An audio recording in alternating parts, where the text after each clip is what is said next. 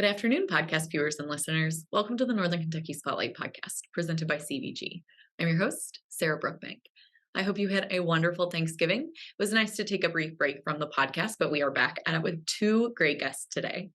First off, we are joined by Skylhar Cervantes of Accelecom. He's joining us to talk about the services that Accelecom provides across the Commonwealth and how they're turning Kentucky into the Silicon Holler. On NKY at Work, Nancy Spivey is going to be joined by Alecia Webb-Edgington of the Life Learning Center. She is going to highlight how they're helping at-risk citizens step up to their highest potential. Thank you to our podcast sponsors, CVG, our title sponsor, C-Crew Consulting, our digital sponsor, and our episode sponsor, Haran.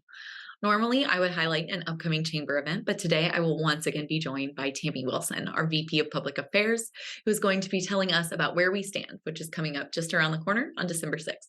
Now, let's go talk to Tami, meet our members of the week, hear from our sponsors, and Nancy and I will be right here with your guests. CVG Airport is the lowest fare airport in the tri-state region with 54 nonstop flights and direct international service to 7 destinations, including Paris, France, and now home to both DHL's and Amazon's global cargo hubs. The airport is furthering its position as leader in aviation and is deeply committed to being an economic driver for the community. You can learn more and start your next adventure at cvgairport.com. Ranking on Google Search and Maps is easy to understand, but hard to do. It requires constant effort and attention, uploading new photos, responding to Google reviews, writing weekly posts, and checking suggested updates.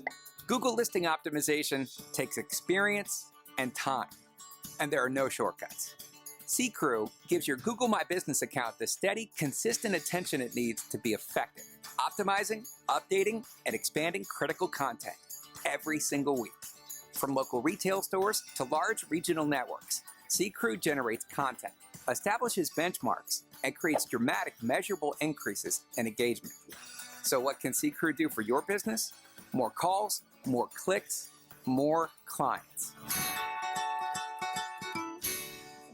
Hi, everyone. I am joined once again by Tami Wilson, our VP of Public Affairs here at the Chamber, and we are talking about Where We Stand coming up on December 6th. So, Tami, take it away. Tell us about Where We Stand. Well, Where We Stand is an annual event that the advocacy team holds each year. What we do at Where We Stand is we roll out our legislative agenda. We give you a preview of what our top priorities are going into the new legislative session. So this year, 2023, we have top 3 priorities, but I will say number 1, really important, everyone's talking about it, workforce, workforce, workforce. Yep, that is such a huge topic at the Chamber with our guests. I mean, we started a whole podcast segment specifically about workforce because it's just been so top of mind. But we've got 2 other very important topics as well. Do you want to touch on those? We have transportation infrastructure. Everybody's closely watching and awaiting word from our federal government about our 2 mega bridge grants.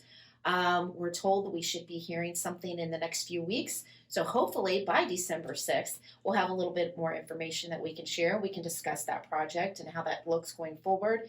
Maybe a little timeline discussion with our elected officials that we have serving on our panel that day. And then third is tax reform. And tax reform really, for some folks, they may not understand why, but it's really integral and it feeds right into the workforce issue very, very directly. And so we anticipate that there may be some movement again on steps to make business a little bit more tax-friendly code, because really what we're trying to do is to attract more workers into our state and into our region. Right, and that is such an important piece, like I said, that workforce piece, which we can touch on a little bit later. But I want to ask who our panelists are, because we have 2 really great guests. We do. We're very, very excited. We're particularly excited about being able to host Senator Chris McDaniel.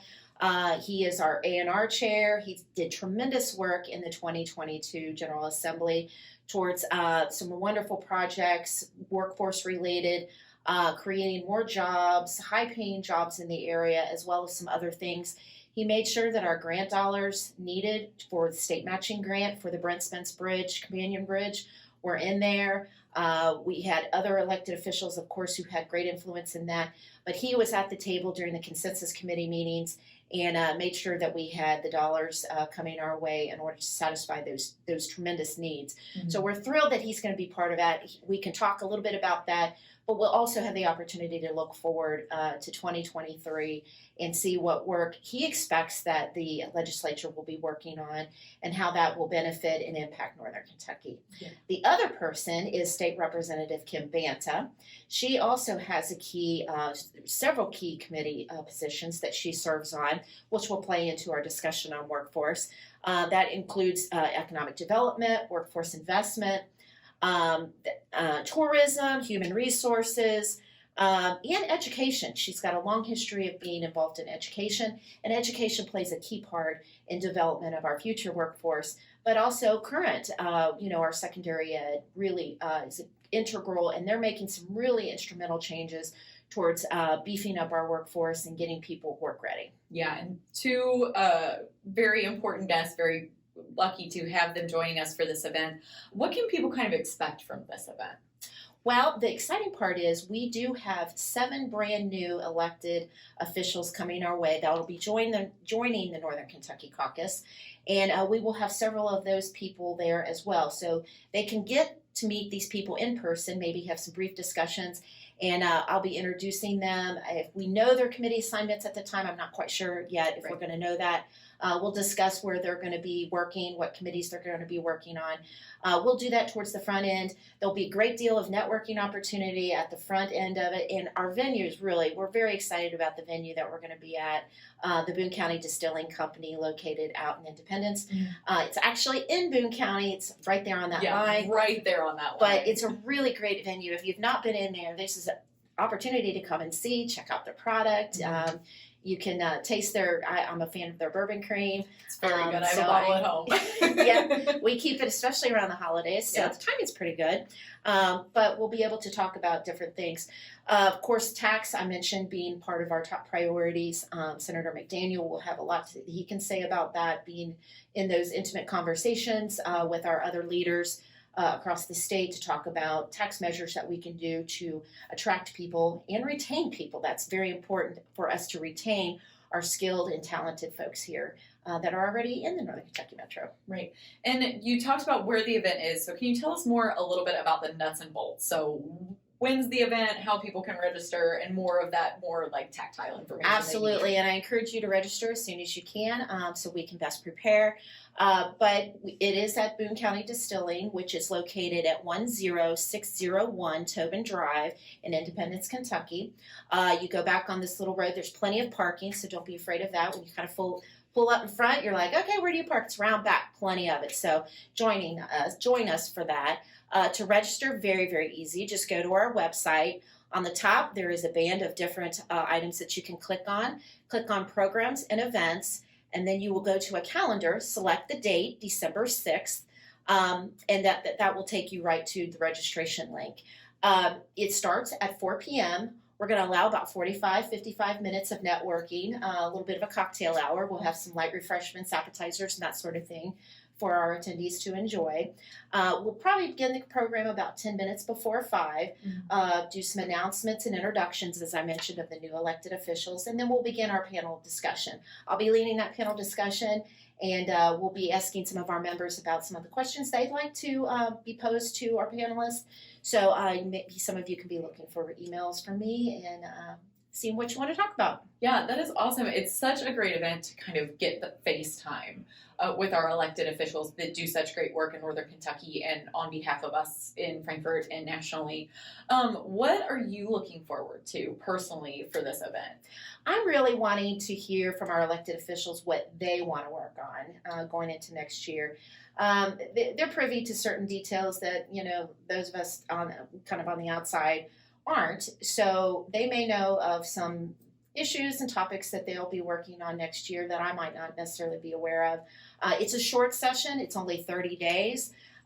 They should be done towards middle to the end of March of 2023. Traditionally, and what I'm hearing thus far, is that they're going to try to stay true to the original purpose of a short session, and that is just kind of clean up, tweak some of this legislation that they worked on last year. But we'll see. There's always a surprise. There's always things that come up, especially in the 11th hour, that really give each short session its own little twist. Yeah, that is very true. I am very lucky that in my past when I was a reporter that I did not have to cover state legislature because I know something always happens. But good or bad, it's interesting. It's politics. We all know that things can happen. But Tami, is there anything else about where we stand or the advocacy that we do at the Chamber that you would like to share with our guests? Just know that the advocacy team here is very eager to do an absolute stellar job for our members and for the metro region. We love where we live. We want to see things go well. We do have good relationships with our elected officials, and we do have some new ones to forge going into the new year, and we're working very hard on that to make sure that we have great lines of communication and that we're best representing our membership and their needs when it comes to the legislature and the state laws. Yeah. And how they operate their business. Well, that is such great news. Tami, thank you for all your hard work and doing this stuff and advocating on behalf of the Chamber and our membership. You do so much for us, and I love having you on the podcast to talk about our events. So everyone, don't forget to register for Where We Stand on December 6th. An easy way to do that is go to nkychamber.com/events. And Tami, thanks again for joining us today. Thanks for having me. Love talking about events. Congratulations to our members of the week. You can learn more about these businesses by following the Northern Kentucky Chamber on social media, where we will highlight one of these businesses each day. Now, let's meet our members of the week. Strategic Threat Protection Group was created to provide the best in security solutions to those in Northern Kentucky and Greater Cincinnati. Ohio Valley Goodwill Industries was founded in 1916 and can be best described as an employment agency and job training center for people with disabilities and homeless veterans. Current HR functions like an off-site HR department for your organization, allowing businesses to improve productivity and profitability, focus on their core mission, and grow. Pensive Distilling Company is a micro-distillery located in a historic speakeasy building right in the middle of Newport, Kentucky. Saxon provides comprehensive employee benefits, wealth management, Medicare, and employer-sponsored retirement services to their clients. Hi everyone, I am joined by Skylhar Cervantes, who is a strategic fiber consultant for Accelecom. Yes. Skylhar, thank you for joining us today. Oh, it's my pleasure. Thanks for having me. And Skylhar had a drive, so you guys do a lot of your work in Louisville, but you are based across the Commonwealth. Right. And some of our listeners will remember that we've had Accelecom on the podcast before, but give us kind of an overview of your company and what you guys do. Yeah, so we entered into a public-private partnership with the state of Kentucky, and more specifically the Kentucky Communications Network Authority, into a long-term agreement to help build, manage, operate the Kentucky wired fiber network, which when we were previously on here, we were at 3,200 miles of 288 strand fiber. We're over 3,600 miles now, all within the Commonwealth, with access points in every single county in Kentucky. Yeah, and that is awesome. That is something that we've talked a lot about with a lot of guests. It's something that across the state is really important when we talk about bringing the state of Kentucky into this new age. Definitely. And so tell us a little bit about that Kentucky Wired project, because I think that that is something that is very cool. Yeah, so that was a project that was commissioned by state legislators back in 2015, 2016 timeframe. Kentucky had a huge issue with a lack of digital infrastructure, specifically broadband infrastructure. That was at a time where some industries were changing. Kentucky was in need of attracting a lot of jobs for Kentuckians, especially Eastern Kentucky, Central Kentucky, that area. And what we found out was we were losing a lot of opportunities to attract new employers to the area because of the lack of infrastructure. So state legislators got together, decided that it was a need for a state to go ahead and sponsor and commission a broadband fiber network that would be ran throughout Kentucky. Right, and so you guys play such a big role in that and expanding that fiber network across the state. For those people who have heard about you guys, is there like a deeper dive that you want to give people with a little more context, maybe who have heard your name, kind of know who you are a little bit? What's really the motivation behind what you guys do? Yeah, so our primary goal is to connect the most underserved areas in Kentucky. And what we wanted to do really was to create a region here, specifically in this area of the country, to where we could attract a lot of the new tech jobs, tech startups, and maybe some of these companies that are looking to move their headquarters into different areas, whether it be tax benefits, whatever it may be. So our vision was to create a network that has access in every single county in Kentucky, so nobody is forgotten. But we also wanted to take Kentucky from broadband backwater to the Silicon Holler of the United States. And at this point, with a lot of the expansions that we've done to the network and changes in technology, so we were on here before, Dave Flessis, our CEO, mentioned that we had a 100 gig backbone, 10 gig drops. We still do 10 gig drops, but in a lot of places in the state, we've actually enhanced that backbone to be a terabit backbone, which is huge. Yeah, that's incredible. That is the high-speed internet that so many people across Absolutely. Kentucky really had no access to for a very long time. Right. The residents of Kentucky and even businesses, they were kind of stuck in a pattern where they wanted to grow, but they physically couldn't because they didn't have enough resources to do that. Right. This is just one area where we're able to come in, we're able to help them by making them more competitive on a global scale, by providing them much more bandwidth without really increasing their costs. And then a lot of that cost too, when they do business with Accelecom, you're doing business for Kentucky and with Kentucky. A good portion of our revenue is shared back with the Commonwealth. So there's constant investment in Kentucky. Right. I think that is really important. And I really love that phrase that you used, the Silicon Holler. That is something I just think is so fun. Right. That you guys have really kind of coined that. Yeah. That mission. So California has Silicon Valley.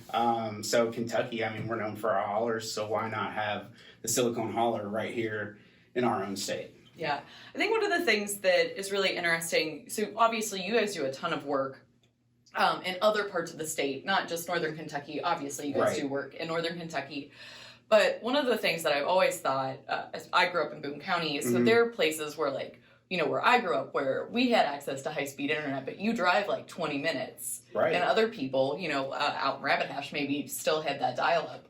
What do you guys kind of do in that space of bridging those gaps that are areas that are really, really close to city centers like Northern Kentucky, but we have these areas that don't have that coverage? Exactly. So because of how expansive our network is, we'll provide middle mile access to a lot of the existing residential providers. Pretty much any residential provider, whether you're locally owned and only have 300 customers to thousands and thousands of paid subscribers, can reach out to Accelecom to have access to this fiber network to be able to transmit that service to their customers by interconnecting the networks.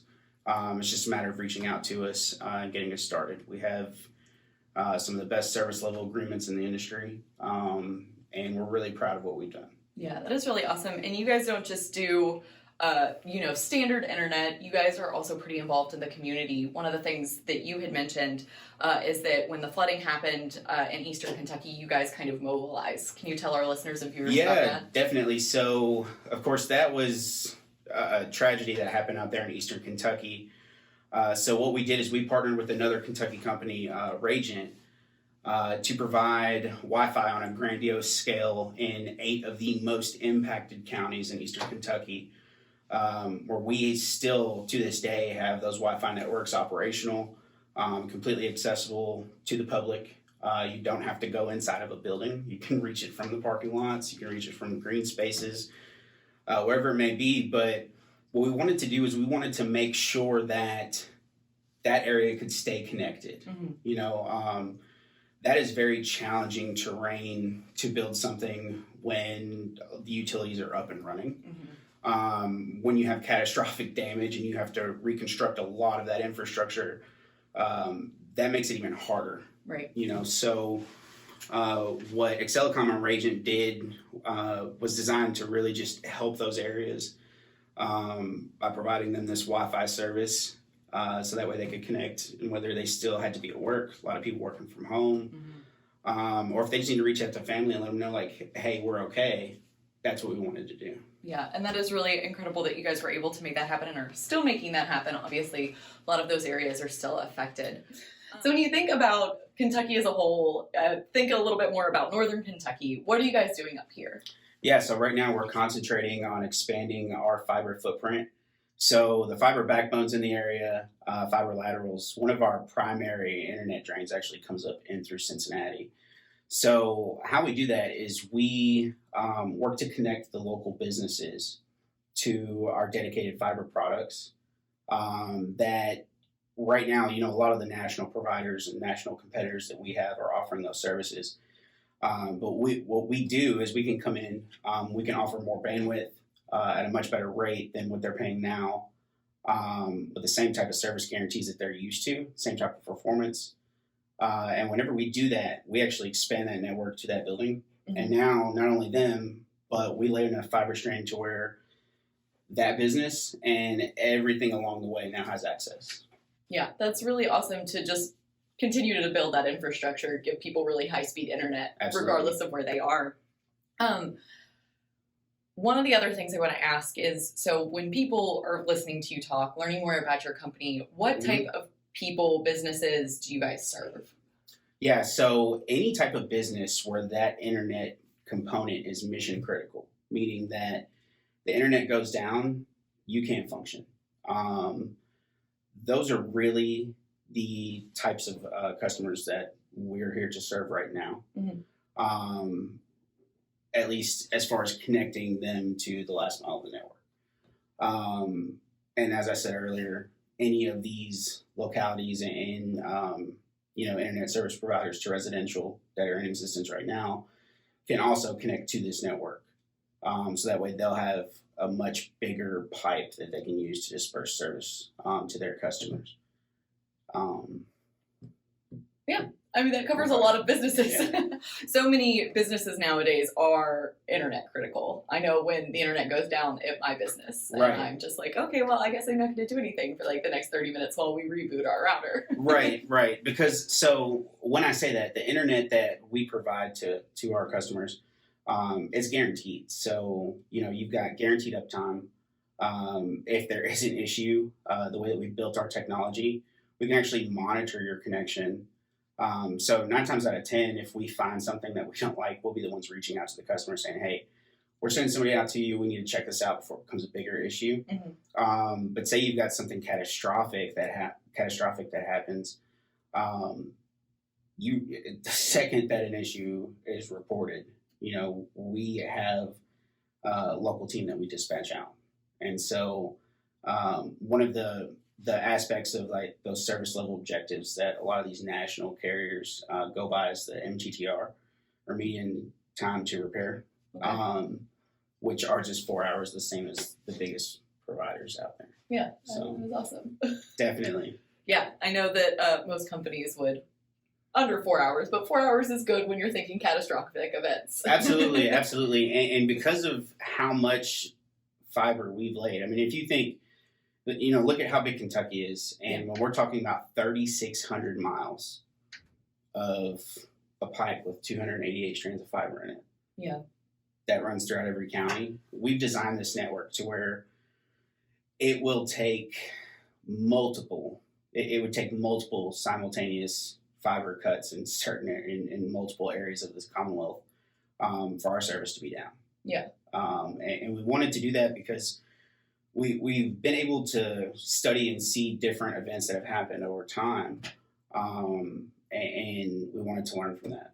Yeah. And make sure that our Kentucky businesses are covered with the very best technologies possible. Yeah, and kind of future-proofing it. Absolutely. It's the best thing about fiber is it's the speed of light, So as far as your only limitations is, how strong you emit that light signal. Yeah. So the internet, it is much more complicated than I think. And every time I talk to someone that works in that industry, I'm always blown away by just like the leaps and bounds of how far we've come in just such a short period of time. Definitely. And how cool it is that we continue to innovate. especially across the state and our communities that are a little underserved. Oh, absolutely. And you know, it's funny you say that because it takes me back to when I started in this industry. And I first learned about the different types of fiber internet, where it was one of those moments where it's like, what the heck? There's more than one type. It's something I learned right now. Exactly. So it's never surprising to me when we have these conversations. Yeah. Well, Skylhar, thank you so much for making the drive up here today. Absolutely. Before I let you go, is there anything else that you want to share about Accelecom to say to our viewers and listeners today? Yeah, definitely. So just keep in mind, Accelecom has worked with the Commonwealth to build this network for Kentucky by Kentuckians. We're headquartered in Kentucky. We've got that revenue share model with the Commonwealth to make sure that there's constant investment in future technology. And really, we can make a lot of business owners and more so, you know, your IT management teams' life's a lot easier by putting every location that you have throughout the Commonwealth on one bill, one provider. All you've got to do is reach out to us. You know, worst thing that can happen is we tell you that you have the best solution in place right now.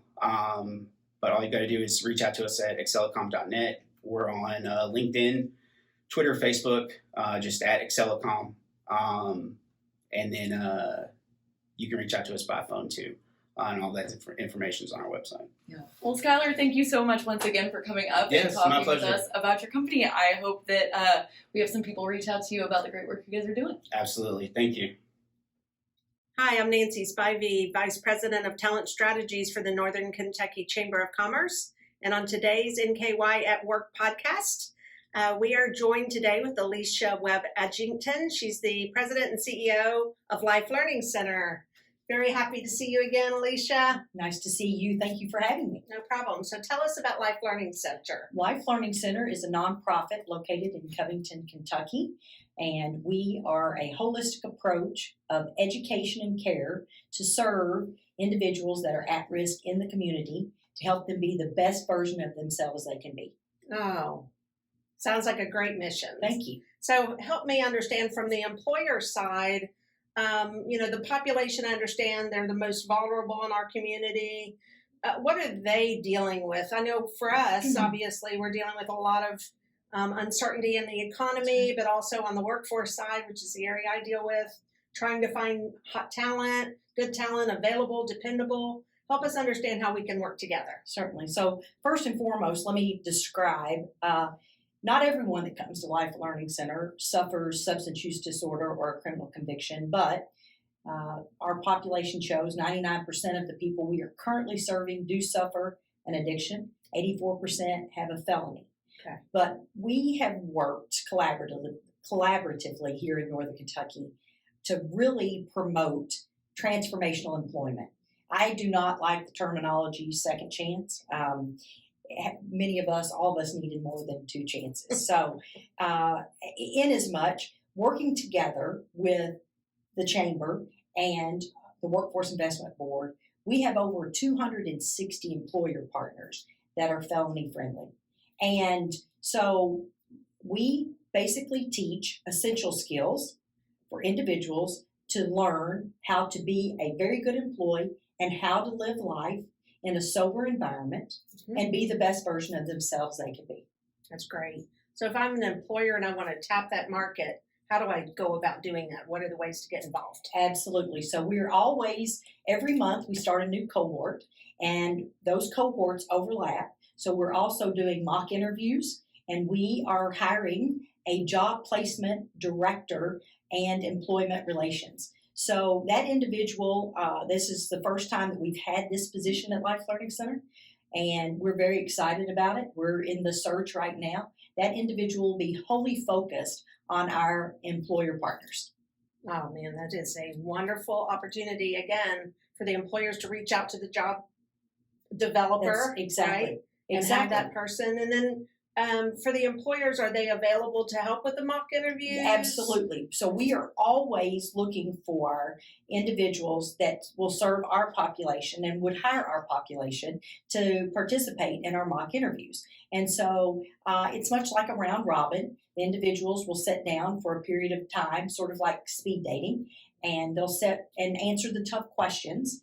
A lot of times our employer partners that come for mock interviews, they are actually there hiring, and many of our folks will get a job during mock interviews. So it's an exciting night. Our individuals are dressed, ready, prepared for job interviews. It's such a change in their countenance. Individuals that get an opportunity to get dressed up and get in their business attire and participate in an interview in a career choice, not just a job. I think that's so important, Nancy, that we really do a series of testing at Life Learning Center for people to find their interest. And we look at that driven by the 5 sector-specific areas that the Chamber and Triad and Workforce Investment Board have identified. And then we move these folks on a trajectory of a career versus just getting a job. Okay. And then if I'm an employer and I hire an individual from Life Learning Center, what extra tools should I have in my toolkit to make sure it's a successful partnership? Well, I'm glad you asked that question because we're getting ready to help more on that particular front. So I serve on the Workforce Investment Board, and we have collaborated with the Workforce Investment Board to create some on-site support for our employer partners. So in 2023, we will be placing individuals, job coaches at no cost to our employer partners on site to help the individual that we placed. Plus, we want to also be in support for the individuals that may be struggling, that have never gone through Life Learning Center, but perhaps maybe they could profit from having gone through that essential skills training. So we want it to be a bilateral approach, and we're unveiling that in 23. So that's phenomenal, great tools for us as the employer community. I think it's something that is much needed. And from what I hear from national models, it seems to be the way to go, is to have that support on the ground. Person has issues. We all have issues every day. That's right. We go into work, we have issues, and to have some support to help us through those. We just need to continue to build what we call in the field recovery capital, allowing individuals to go to work, earn a living wage, and then continue to do barrier removal on site at their job placement. Great. So any questions that anyone has, is there a phone number to call? Or? Absolutely. 859-431-0100. That's Life Learning Center. Okay. And also, please go to our website, lifelearningscenter.us. And again, we would welcome employer partners, individuals. We're always looking for volunteers. We are a small staff. And so we have opportunities for lots of volunteering. But please just come down and kick the tires, see what we do at Life Learning Center. We'd love to have them. And I love the term transformational. We're making a difference. It's great. Exactly. We have to continue to transform individuals and let them go through this metamorphosis. Sam Kionis said in his book, The Least of Us, Kenton County is the Silicon Valley for recovery. And I think that speaks volumes about who we are. So I understand you received some funding to support the work, the workforce work, and the work in the job space. Tell me more about that. Absolutely. So the city of Covington, we want to applaud them.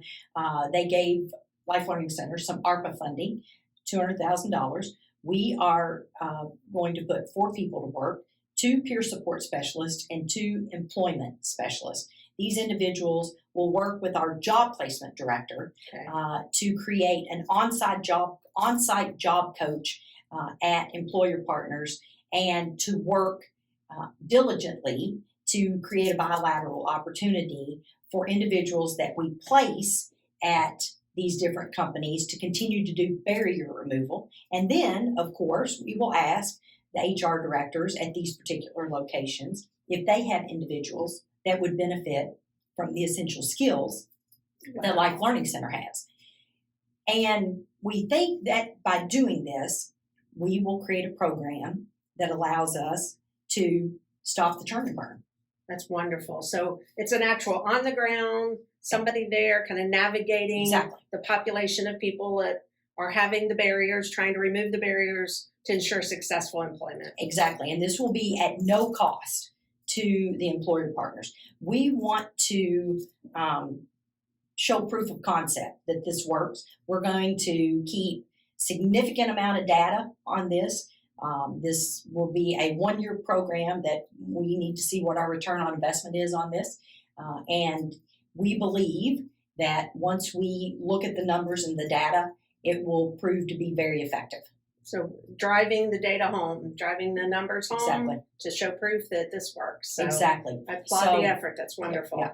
So we'll, be able to report back and working again in collaboration with the Workforce Investment Board to look at the data and see exactly where we are, to see if we're moving the needle at all. I think that's critical for us to make good, sound decisions in this arena. Of course. So the 230 partners, Yes. employer partners will have an opportunity. It'll be kind of a selective process That's right. to get that engagement, involvement happening. But certainly 2023 looks to be a bright year ahead. I could not possibly agree more. One of the things that we as a community to continue to drive more participation in the workforce is looking at the marginalized that have not been in the workforce and what do we need to do to get them back in the workforce. So I'm very passionate about that, and this is one of the things we're going to try. Great. Thank you so much again, Alecia, for coming in, and great information. I hope people will give you a call and get involved in this great work. Thanks. We're very excited for the opportunity. Thanks. Hi, I'm Shannon Schumacher, Account Executive, Kentucky Market Leader. At Haran, we champion bold innovation to help employers and individuals thrive. As an industry thought leader, we explore new horizons in healthcare, benefits, employee engagement, and wellness. We work harder to deliver all the strategic benefits, planning, and execution you expect from a true partner. And we do it with laser focus on your short and long-term outcomes to help manage your benefits while improving your employee experience.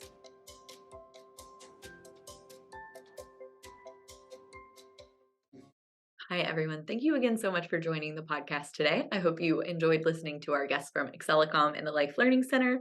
We really appreciate you guys tuning in. And once again, I am really hopeful that you guys enjoyed your Thanksgiving and are looking forward to the rest of the holiday season and ending a very crazy year. Thank you again to our podcast sponsors, CVG, C-Crew Consulting, and Haran. Finally, if you are a member who would like to be featured on the podcast, or if you're interested in becoming a member of the Northern Kentucky Chamber of Commerce, please reach out to Lynn Ablin. If you're interested in sharing your workforce strategies and resources on NKY at Work, please reach out to Nancy Spivey. You can find both of their contact information on the screen in front of you or at our staff directory at nkychamber.com. Thanks again, guys. I will talk to you next week.